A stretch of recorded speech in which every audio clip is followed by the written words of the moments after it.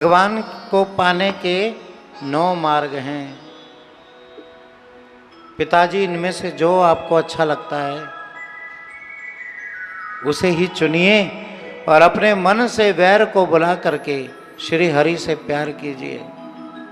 9 भक्तियां कौन कौन सी हैं सज्जनों? श्रवणम, पहली सुनना। आप क्या कर रहे हैं? क्या कर रहे हैं? सुन रहे हैं। भगवान को पाने की सबसे पहली भक्ति जो है वो है सुनना। आपका भगवान में जब तक संबंध बन ही नहीं सकता है जब तक आप भगवान की महिमा को ना जान लें, ना सुन लें, तब तक भगवान से आपको प्रेम नहीं हो सकता है जब तक आप भगवान के विषय में ना सुने। इसलिए सबसे पहली भक्ति बताई गई है सुनना, भगवान की महिमा को सुनना। दूसरी बताई गई है कीर्तनम, कीर्तन करना। सुन ना सको तो कीर्तन करो। कीर्तन का मतलब ये नहीं कि ढोलक बजनी चाहिए, माइक लगना चाहिए। कीर्तन का मतलब होता है नाम जप। ओम नमो भगवते वासुदेवाय, श्री कृष्ण गोविंद हरे मुरारी, हे नाथ नारायण वासुदेवा। ये भी कीर्तन है। हरे राम राम राम हरे हरे, हरे कृष्ण कृष्ण कृष्ण हरे हरे। ये भी महामंत्र है। दूसरा कीर्तन, पहले सुनो, भगवान को जानो, फिर जो सुना है उसका गायन करो, उसको गाओ। तीसरा, जो सुनकर आए हो उसका स्मरण करो। तीसरी भक्ति स्मरण करना। जो यहां से सुन करके जाते हैं वो अपने घर में बैठकर सोने से पहले अपने बच्चों को सुनाओ कि आज हम कथा में गए थे, हमने कथा में एक 7 वर्ष के बच्चे की कथा सुनी। 7 वर्ष का बालक नारायण नारायण का जाप करते हुए भगवान के परम पद को पा गया। अपने बच्चों को बताओ जा करके, अपने पति से चर्चा करो, सत्संग होगा घर में, भगवान का स्मरण होगा। तीसरी भक्ति भगवान का स्मरण करना। चौथी भक्ति भगवान के पाद सेवन, भगवान के चरणों की सेवा करना। आसपास मंदिर है तो अपना समय निकाल करके मंदिर में जाइए। भगवान के चरणों में जो पुष्प चढ़े हैं उनको उठाइए, सफाई कीजिए। भगवान शंकर जी के चरणों में जो पत्र पुष्प चढ़े उन्हें साफ कीजिए।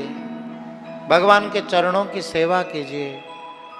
भगवान के चरणों के जल को पीजिए, पान कीजिए। ये चौथी भक्ति है, पाद सेवन। अर्चनम, भगवान का अर्चन कीजिए। अक्रूर जी भगवान का अर्चन करने से ही तर गए। हनुमान जी राम जी के चरणों की सेवा करके अमर हो गए। वंदनम, भगवान की वंदना कीजिए। द्रौपदी ने भगवान की वंदना की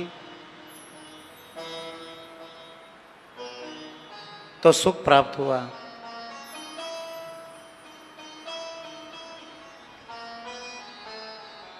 सुदामा जी ने भगवान की भक्ति की, सुख प्राप्त हुआ। रंतिदेव, नाभाग, खडवांग, दिलीप, इन सब ने भगवान के चरणों की सेवा की और सदा के लिए भगवान के धाम में विराजमान हो गए। इन्होंने अर्चन किया। वंदनम, भगवान की वंदना कीजिए। और अंत में 9वीं भक्ति है, जब आपके पास कुछ न रहे तब अपने आप को ही भगवान को समर्पित कर दीजिए। मैं तेरा हूं और तू मेरा है। अभी नहीं करोगे तो अंत में तो समर्पण होना ही पड़ेगा। सुखदेव जी कहते हैं, राजा परीक्षित, आप जीवन के हर पहलू को जीत सकते हो, हर पल को जीत सकते हो, लेकिन जब अंत आएगा तब आप चाह करके भी जीत नहीं सकते, चाहे आप कितने बड़े धनवान क्यों ना हो,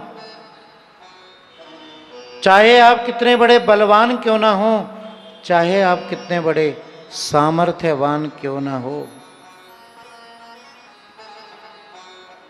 अंत में आपको अपने आप को भगवान के चरणों में समर्पित करना ही पड़ेगा।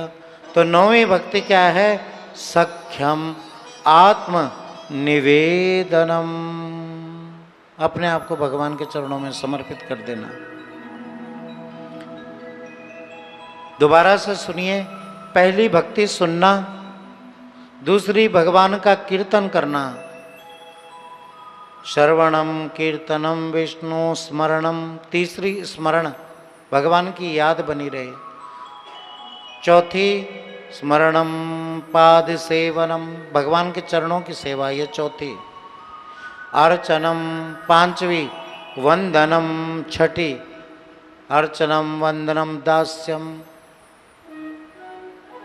आठवीं दास्य भाव, भगवान के प्रति दास भाव, सेवक भाव, और नौवीं सख्यम आत्मनिवेदनम, अपने आप को समर्पित भगवान में कर देना। इन 9 भक्तियों में से जो आपको ठीक लगे पिताजी, उसी भक्ति से भगवान को भजिए। मैं सच कहता हूं, आपके समस्त प्रकार के पाप दूर हो जाएंगे। अब भगवान विष्णु की महिमा जब प्रहलाद जी के मुख से सुनी, तो जो खड्ग हाथ में था वही खड्ग प्रहलाद जी की गर्दन पे रख दिया और कहा कि बुला तेरे भगवान को, कहाँ है तेरा भगवान? तो प्रहलाद जी कहने लगे, पिताजी वो हर जगह है, मोह में तोह में खड्ग खंब में, जहां देखो वहां राम। मुझ में कहाँ है भगवान? मुझ में भगवान है, आप में भगवान है। जिस खंबे का सहारा लेकर के आप खड़े हो, उस खंबे में भी भगवान है, और जो खड्ग आपके हाथ में है, उस खड्ग में भी भगवान है। मोह में तो में खड्ग खंब में, जहां देखो भगवान। उस खंबे में जैसे ही उस खड्ग का प्रहार किया, बिजली कड़की और वो खंब फट करके 2 हिस्सों में खंडित हो गया।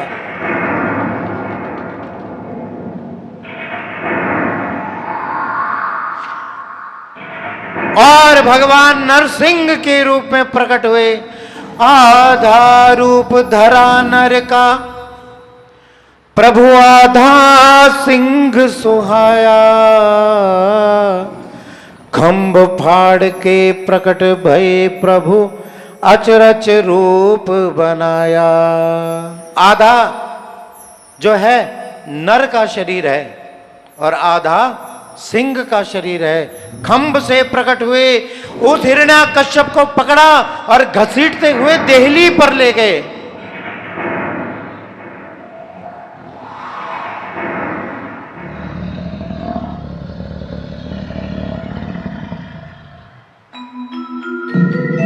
देहली पर जाकर के गर्जना करने लगे। हिरण्याकश्यप को अपने घुटनों पर रख लिया, अपनी जंघाओं पर रख लिया, और पैने नाखून दिखाते हुए उसको काल के रूप में दिखाई देने लगे। हिरण्याकश्यप हंसने लगा, कहने लगा तुम मुझे नहीं मार सकते। भगवान बोले क्यों नहीं मार सकता? बोला मुझे वरदान प्राप्त है। भगवान बोले गिनो अपने वरदान, क्या वरदान प्राप्त है तुम्हें? हिरण्याकश्यप कहने लगा मुझे वरदान प्राप्त है, न भूमि पर मरूं न आकाश में मरूं। भगवान कहने लगे मूर्ख, देख तू न भूमि पर है और न आकाश पे है, तुझे मैंने अपने जंघाओं पर धारण किया हुआ है। न बाहर मरूं न भीतर मरूं। भगवान कहने लगे देख तू न घर के बाहर है और न भीतर है, मैं तुझे घसीट करके देहली पर लेकर आया हूं। न दिन में मरूं न रात में मरूं। भगवान ने कहा देख न दिन है और न रात है। संध्या का समय है, आधा सूरज डूब चुका है और आधा सूरज डूबने को बाकी है।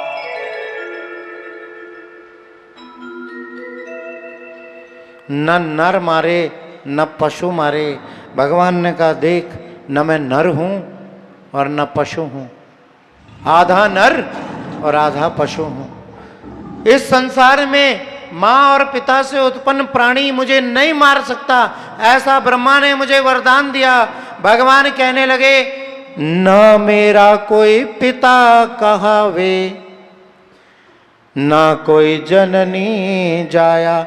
ना तो मेरा कोई पिता है और ना मुझे किसी ने जननी ने उत्पन्न किया है। खंभ फाड़ कर प्रकट हुआ मैं, अचरच रूप बनाया। मुझे खंभ से प्रकट हुआ, इसलिए खंभ से प्रकट होने के कारण ना मैं किसी पुरुष के द्वारा उत्पन्न हूं और ना मुझे किसी स्त्री ने जन्म दिया है। ना मेरा कोई पिता कहावे, ना कोई जननी जाया। खंभ फाड़ कर प्रकट हुआ मैं, अचरच रूप बनाया। ऐसा मेरा रूप है। बोला ना अस्त्र से मरूं और ना शस्त्र से मरूं। भगवान कहने लगे, मूर्ख, तुझे मारने के लिए मुझे किसी अस्त्र और शस्त्र की जरूरत नहीं। तुझ जैसे अधर्मी को, पापी को मारने के लिए मेरे ये पहने नाखून ही बहुत हैं। भगवान को कहने लगा, 12 महीनों में एक भी महीने में ना मरूं। भगवान कहने लगे, मूर्ख, तुझे मारने के लिए मैंने 13वां महीना बनाया है, पुरुषोत्तम मास बनाया है। ये 13वां महीना है और इस 13वें महीने में मैं तुझे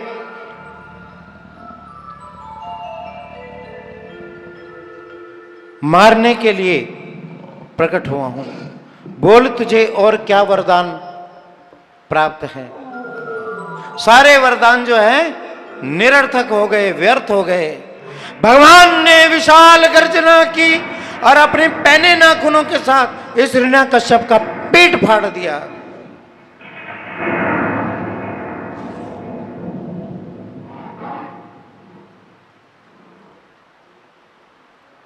आंतड़ियों को निकाला और अपने गले में भगवान ने डाल लिया। सुखदेव जी कहते हैं, हे राजा परीक्षित,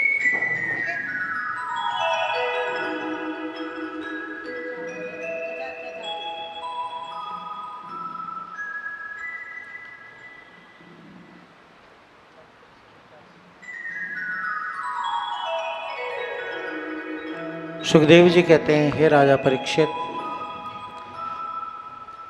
भगवान ने अपने भक्त की आज्ञा को पूरा करने के लिए विलक्षण रूप बनाया है। परीक्षित कहते हैं, गुरुदेव, इस हिरण्यकश्यप के न विचार अच्छे थे, न इसका व्यवहार अच्छा था, न इसका आहार अच्छा था।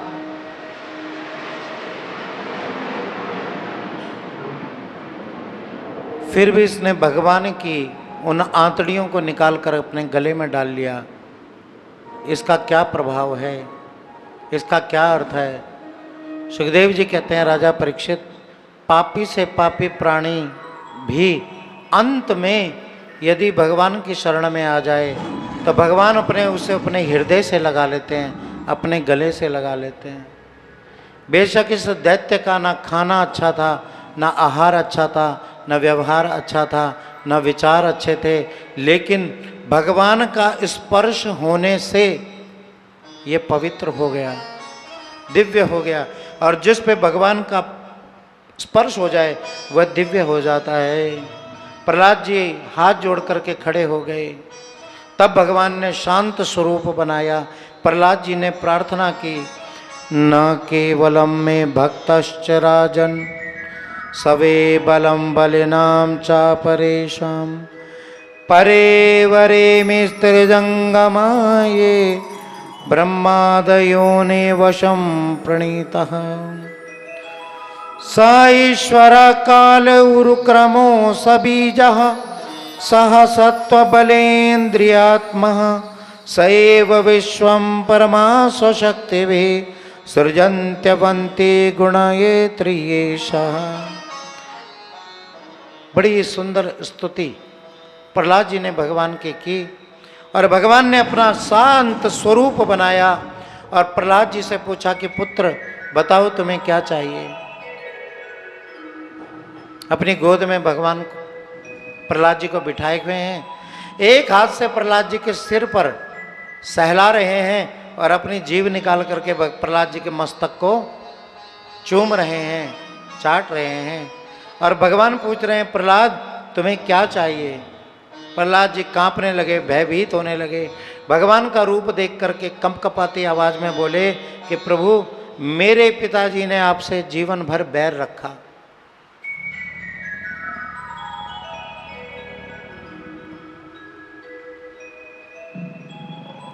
आपके द्वारा उनकी मृत्यु हो गई।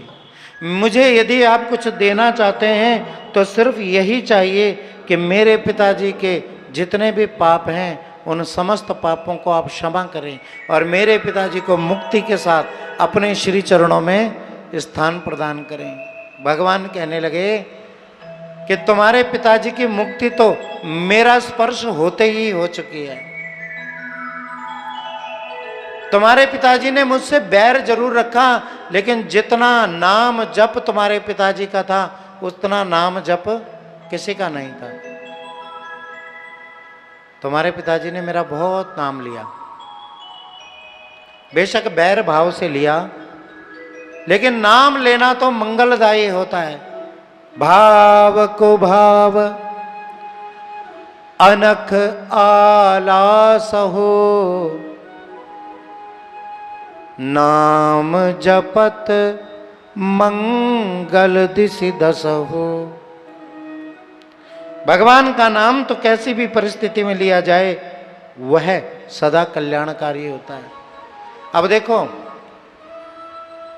दिन भर अगर हमारा एक मित्र है और एक शत्रु है तो सबसे ज्यादा याद हमें किसकी आएगी? शत्रु की।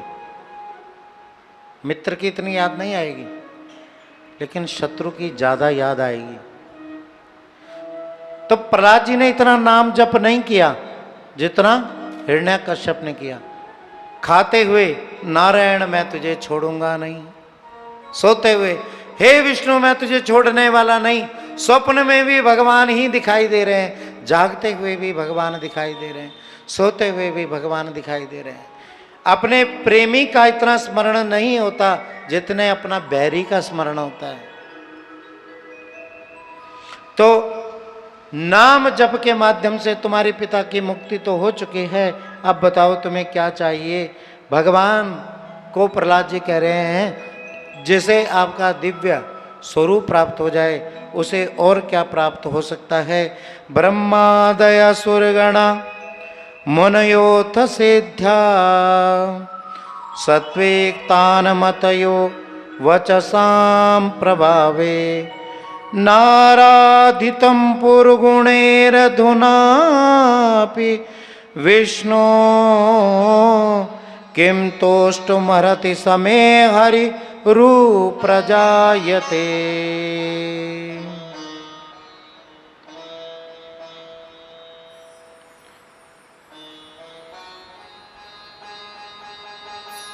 कि प्रभु आपका दर्शन मुझे हो गया और कुछ नहीं चाहिए। इस अवस्था में मैंने आपके दर्शन को प्राप्त करके भगवान के परम पद को प्राप्त कर लिया। व्यक्ति का जीवन में एक यही उद्देश्य होता है। हम इस संसार में किस लिए आते हैं? एक कार्य, एक काम दे करके भगवान हमें इस संसार में भेजते हैं। वो कार्य क्या है? भगवान कहते हैं मैंने तुझे अनेक जन्मों की योनियों से मुक्त करके आज मनुष्य बनाया है। विवेकशील प्राणी, बुद्धिमान प्राणी मनुष्य। आप जाओ और सुराणामापि दुर्लभम, जो वेद शास्त्र हैं जो देवताओं को भी प्राप्त नहीं है। आपको पता है देवता भी इस भागवत को सुनने के लिए मनुष्य शरीर पाने के लिए तड़पते हैं, लेकिन उन देवताओं को भी यह मनुष्य शरीर प्राप्त नहीं होता है। तो जाओ और ऐसा पुरुषार्थ करके आओ, ऐसा पुरुषार्थ करके आओ कि दोबारा फिर कोई जन्म न लेना पड़े। तो इस संसार में हमारे आने का प्रयोजन है धर्म, और यहाँ से धर्म ही लेकर के हम जाते हैं। इसलिए आना भी धर्म के लिए है और जाना भी धर्म के लिए है। लेकिन ये उम्र यूं ही बीत जाती है।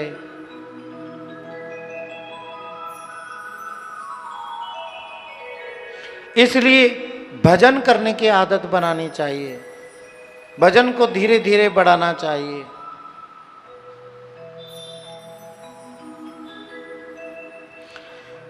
नंदलाल गोपाल दया करके रख चाकर अपने द्वार मुझे। कैसा भाव होना चाहिए? सुबह भाव होना चाहिए कि प्रभु मैं आपका नौकर बनकर के सदा आपके द्वार खड़ा रहूं। हमने इस संसार में आए, हमने खाना जाना, पीना जाना, उठना जाना, बैठना जाना, लड़ना जाना, झगड़ना जाना, बांटना जाना, दूसरे का हिस्सा खाना जाना, लेकिन हमने कभी भी उसे नहीं जाना जिसके पास हमें एक दिन है जाना। जाना आपने? नहीं जाना, उसी को नहीं जाना। आज भगवान मात्र खिलौने की चीज रह गया है और कुछ नहीं। मात्र खिलौने की चीज। आज देवी देवताओं का रूप बना करके मनुष्य 10-10 रुपए के लिए लोगों के आगे नाच रहा है, और वो स्वयं नहीं नाच रहे, उन्हें हम नचा रहे हैं, उन्हें हम नचा रहे हैं। आपके घर में जगराता होता है, एक व्यक्ति काली बन करके आता है और एक व्यक्ति शिवजी बन करके आता है। बोलो आता है कि नहीं आता? और आपके घर में जगराता है, सबसे पहले उस जगराते में पंडित जी पूजा करके जाते हैं कि नहीं जाते? और पंडित जी क्या करके जाते हैं?